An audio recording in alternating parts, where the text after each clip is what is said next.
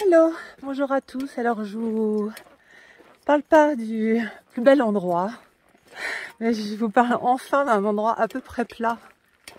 Voilà, parce que sinon ça monte ou ça descend vraiment beaucoup et c'est pas très pratique et très confortable pour moi. Donc nous sommes le jour 6, il est midi à peu près. Je voulais faire une vidéo ce matin et puis ça grimpait vraiment trop. Donc ouais, c'est ça, jour 6. Hier, j'ai eu une journée incroyable avec 26 km, presque quasiment 800 mètres de dénivelé positif. Et je suis partie, en comptant les arrêts, je me suis évidemment arrêtée manger, etc. J'ai mis 11 heures à peu près.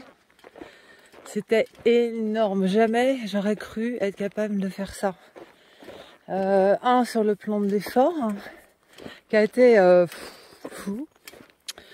Et deux, sur le plan psychologique, d'être seule, mais seule, dans des forêts, dans des bois, dans la montagne, avec une montagne à grimper, quoi, vraiment face à soi, et de ne pouvoir compter que sur soi.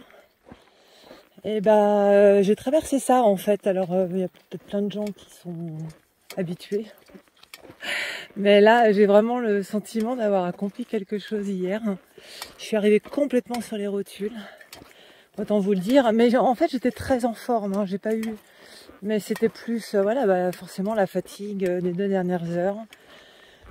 J'avais appelé un gîte, qui est normalement un gîte de ski de fond, donc à 1200 mètres d'altitude.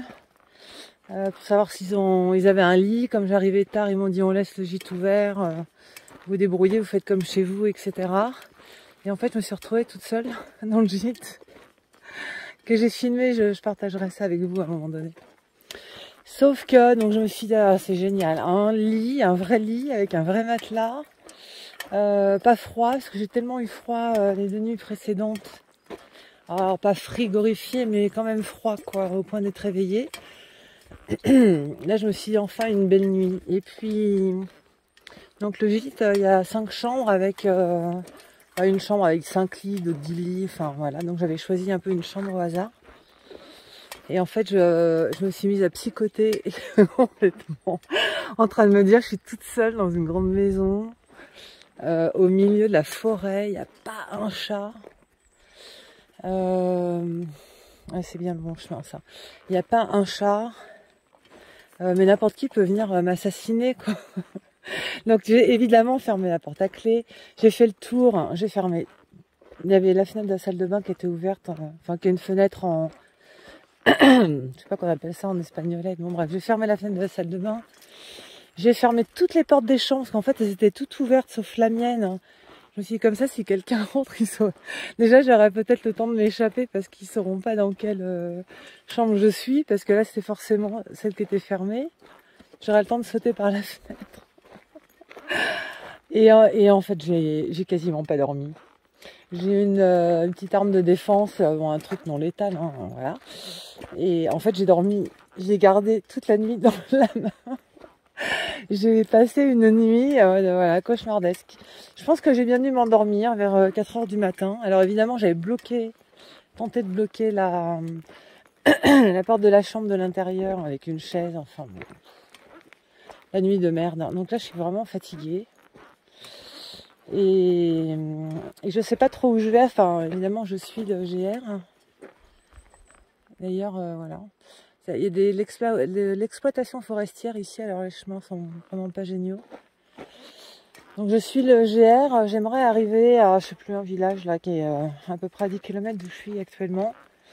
En sachant qu'il n'y a pas de camping et je n'ai trouvé aucun hôtel et aucune chambre d'hôte. Donc je vais compter sur ma bonne étoile pour me loger, parce que sinon après c'est 10 km pour aller dans un camping, mais j'aurais pas le courage, je pourrais pas les faire là. J'ai très mal dans un genou depuis ce matin, j'ai eu un petit peu mal hier, mais bon, très modérément, puis ça allait, ça venait, surtout en descente. Je pense que je suis partie un peu trop vite ce matin, un peu trop à froid, et j'ai très très mal dans une rotule, et ça me fait un peu flipper en fait. Parce que là j'ai 10 km à faire. Alors en montant ça va, mais en descendant c'est l'horreur. Je suis obligée de m'arrêter tous les 100 mètres.